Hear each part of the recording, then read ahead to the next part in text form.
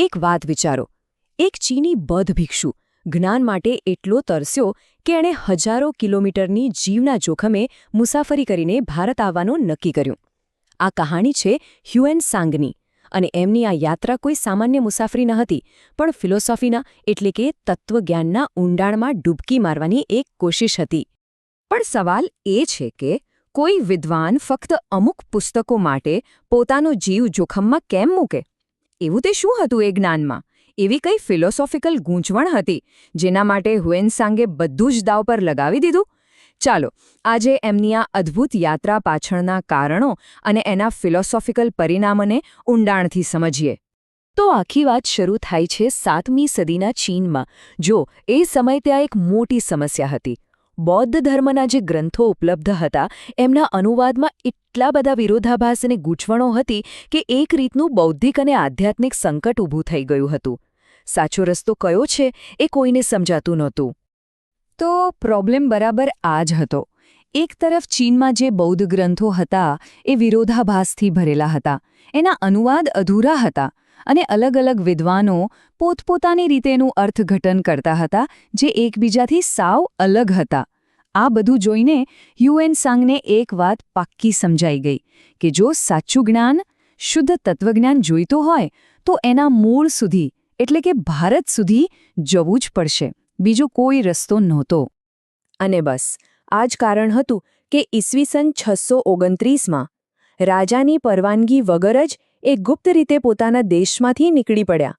વિચારો, આ કોઈ સામાન્ય યાત્રાની શરૂઆત નહોતી. આ તો જ્ઞાન માટેની એવી તરસ હતી જેની સામે દેશના કાયદા પણ નાના લાગ્યા.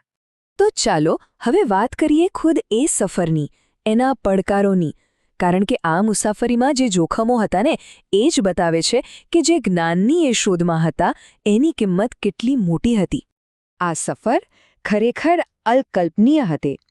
પહેલાં તો ચીનમાંથી નીકળીને વિશાળ રણ પાર કરવાનું હતું.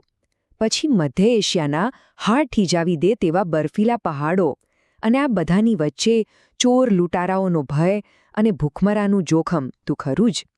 પણ આટલા બધા પડકારો છતાં એમના મનમાં ફક્ત એક જ ધ્યેય હતો, એક જ નામ હતું, નાલંદા, જ્યાં એમને ખાતરી હતી કે સત્ય એમની રાહ જોઈ રહ્યું છે. અને પછી વર્ષોની આકરી મુસાફરી પછી એ દિવસ આવ્યો. એ પોતાની મંઝિલ પર પહોંચ્યા, નાલંદા. એમના દરેક સવાલનો જવાબ, એમના દરેક શંકાનું સમાધાન. એ સમયનું કદાચ આખી દુનિયાનું સૌથી મોટું ફિલોસોફિકલ સેન્ટર. જરા આ આંકડા પર નજર કરો. 10,000થી પણ વધારે વિદ્વાનો અને વિદ્યાર્થીઓ એક જ જગ્યાએ.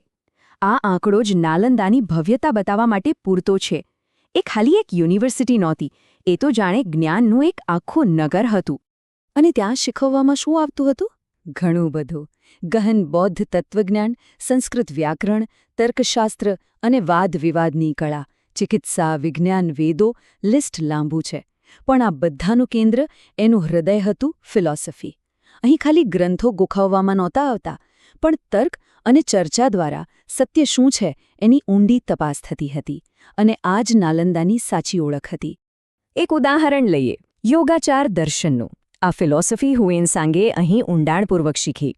આ ફિલોસોફી શું કહે છે? એ કહે છે કે આપણે જેને વાસ્તવિકતા માનીએ છીએ એ બીજું કંઈ નહીં પણ આપણા મનનું જ સર્જન છે. વિચાર તો કરો, કેટલો ગહન વિષય છે. બસ આવા જટિલ ફિલોસોફિકલ સવાલોના જવાબ શોધવા તો એ અહીં આવ્યા હતા. અને હા, આ કોઈ 2-4 મહિનાની વિઝિટ નહોતી. હ્યુએનસાંગ અહીં રોકાયા અને જ્ઞાનના સાગરમાં ડૂબી ગયા. એ સમયના મહાન આચાર્ય શીલભદ્ર જેવા ગુરુઓના માર્ગદર્શન હેઠળ એમણે વર્ષો સુધી એકદમ તીવ્ર અને સમર્પિત અભ્યાસ કર્યો. આ બતાવે છે કે જ્ઞાન માટે એમની નિષ્ઠા કેટલી ઊંડી હતી. તમને જાણીને નવાઈ લાગશે, પણ એ ભારતમાં કુલ 17 વર્ષ રહ્યા, અને એ 17 વર્ષમાંથી 5 વર્ષથી પણ વધારે સમય એમણે ફક્ત નાલંદામાં વિતાવ્યો. આનાથી એક વાત સાવ સ્પષ્ટ થઈ જાય છે, એમની આખી યાત્રાનું કેન્દ્રબિંદુ, એમનું અંતિમ લક્ષ્ય નાલંદાનું તત્વજ્ઞાન જ હતું.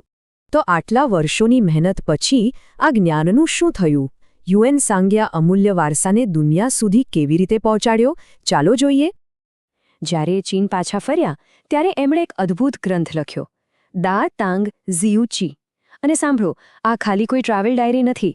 આ ગ્રંથ 7મી સદીના ભારતનો, એના સમાજ, એની સંસ્કૃતિ અને સૌથી અગત્યનું, એની ઊંડી ફિલોસોફિકલ વિચારધારાઓનો સૌથી ભરોસાપાત્ર ઐતિહાસિક દસ્તાવેજ ગણાય છે. હ્યુએન સાંગે પોતાના લખાણોમાં એક બહુ સરસ વાત નોંધી. એમણે લખ્યું કે ભારતમાં જ્ઞાનની શોધને સૌથી વધુ માન આપવામાં આવે છે.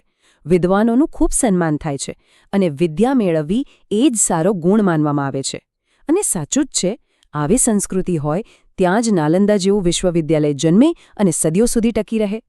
એટલે આપણે કહી શકીએ કે હ્યુએન સાંગની યાત્રા એ ખાલી એક મુસાફરી નહોતી, એ તો બે મહાન સંસ્કૃતિઓ વચ્ચે જ્ઞાનનો એક પુલ બનાવવાનું કામ હતું. એમણે ફક્ત ગ્રંથો ભેગા ન કર્યા, પણ એક આખા ફિલોસોફિકલ વિશ્વને, એના વિચારોને સાચવીને આવનારી પેઢીઓ માટે એક અમૂલ્ય ભેટ છોડી દીધી. અને આખી વાત આપણને આજના સમયમાં એક મોટા સવાલ સામે લાવીને મૂકી દે છે. વિચારો, હ્યુએન સાંગે જ્ઞાન મેળવવા માટે હજારો કિલોમીટરની યાત્રા કરી, જીવ જોખમમાં મૂક્યો. આજે જ્યારે બધી જ માહિતી, બધું જ જ્ઞાન આપણી આંગળીના એક ક્લિક પર છે, ત્યારે શું આપણે એનું સાચું મૂલ્ય સમજીએ છીએ? જરા વિચારો, આજનું નાલંદા ક્યાં છે?